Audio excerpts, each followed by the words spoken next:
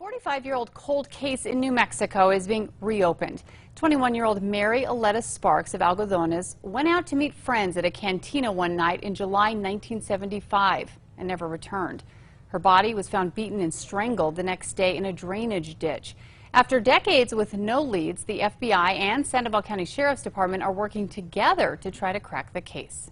We are going to work together to develop leads, follow up on tips, use the new technology at our disposal, and hopefully, as the sheriff said, bring closure to the family and bring the individual that's responsible for this to justice.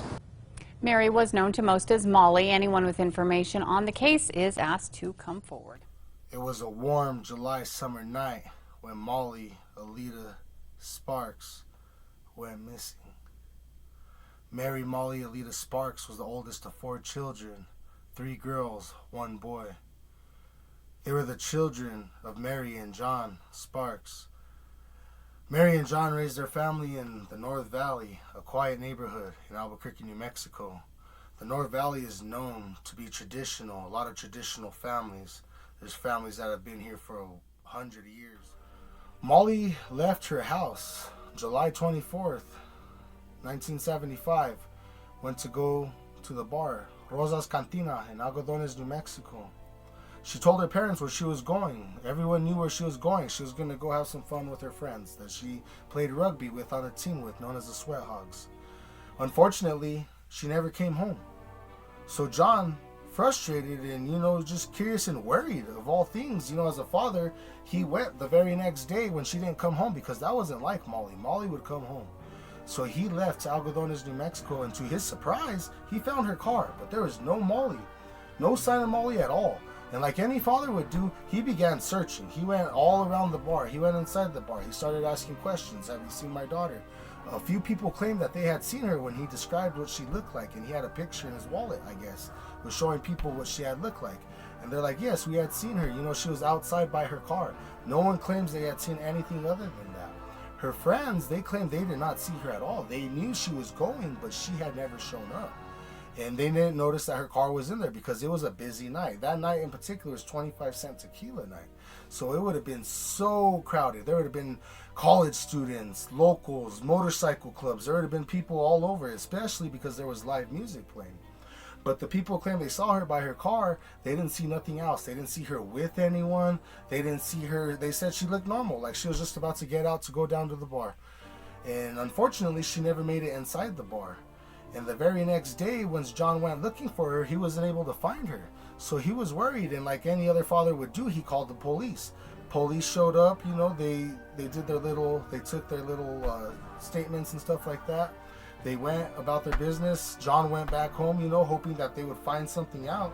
Later on that day, 2 kids are walking along the ditch west of Rosa's Cantina. They're just, being kids, walking around, playing with sticks, hitting, stuff. And they notice something which appears to them as a mannequin. It looks like a mannequin just laying there in the ditch. The ditch had a little bit of water. It wasn't flowing or nothing. It was just little puddles, a lot of mud. So they were stunned, they're like, what is this? Is that a mannequin? So curiosity, like any boy has, they went up to the mannequin, which they thought it was. Comes to find out it was not a mannequin. It was Molly. Molly was stiff there. Once they saw it, they were so scared. They ran home as fast as they can. They were huffing and puffing, trying to gain as much breath as they can. They were tired. They were exhausted. They ran straight home without stopping. They told their parents what they had saw. Their parents didn't really believe them. They're like, oh, maybe it was a mannequin. Maybe you guys have an imagination, So the parents go with them down to the ditch. Once they go look at this mannequin, the parents see that it is not a mannequin. It is actually a female body. So they notify the police. The police show up, and the BIA actually shows up too, the Native American police, because on the other side of that fence was a church, and it belonged to San Felipe Pueblo. So they couldn't really go there. The normal local police can't go there. You got to get permission from the tribal police and stuff, So they go and investigate, and they find Molly there. And they do their tests, and it comes to find out, they said that she died from blunt force trauma and would appear to be strangulation. But they didn't find out who did it. There was no suspect. There was no one who could identify who was with her. No one saw her with anyone. There was no suspect at all. And unfortunately, before the boys could find the body, it had rained that day. So there was no footsteps at all. And I guess while the police were actually there after the boys called them, it started to rain again. So it was just covering up the tracks. So the only thing they had was the body.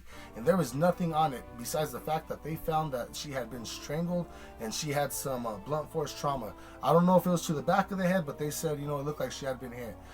And they notified her parents, let her know that she had passed away and stuff. And her parents passed away not knowing who hurt Molly. The killer may very well still be out there. The killer may be alive. He may be dead. It might be a girl. It might be multiple people. We don't know who it is.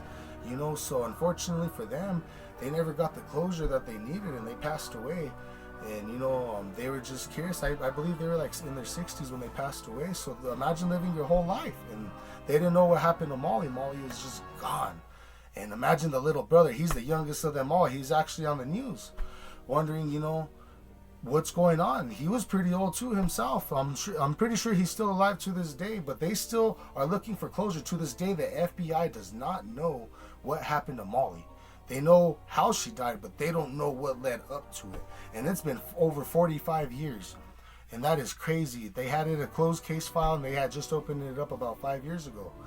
So what happened to Molly is really crazy, and the fact that the killer may still be out there is really just wild, So the reason why they opened it up again is they thought maybe some people would have some tips for them or something, but unfortunately it might be too late, but you never know. What's up, everyone? What's up, everyone in New Mexico? It's your boy Tiger. I wanted to bring you guys a story because I thought it was real interesting. A lot of people don't really know what happened. A lot of people don't even know who Molly is. I honestly didn't know.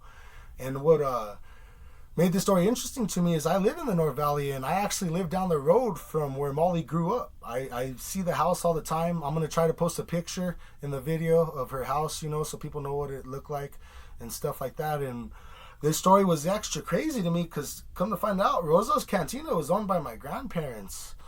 By my grandma Cecilia and my grandpa Eloy Silva. They owned 2 bars in Algodones, New Mexico. And they were known, and I was like, man, that's crazy. Because one day I had just stumbled across it, in a YouTube video, and I was just curious, I was like, I never heard of this, I've heard of other stuff in New Mexico, but I had never heard of Molly. I was like, where's Molly? Who's Molly? And I guess people write, where's Molly? On trees and stuff all over the forest. That's how I initially found out about this story, because I'm part of a group on Facebook where they talk about the paranormal and stuff.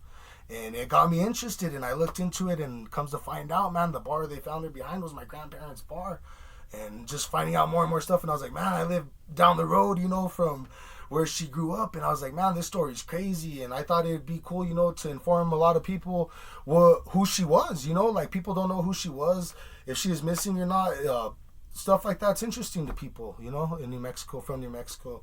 So I'm going to be bringing you guys more videos like that, man. Just be patient with me, and I'm going to bring you guys more cruises, stuff like that, like I said. But I hope you guys like today's story about Molly and stuff, and I'm going to continue bringing more of them like that to you guys, man. But you guys have a good week.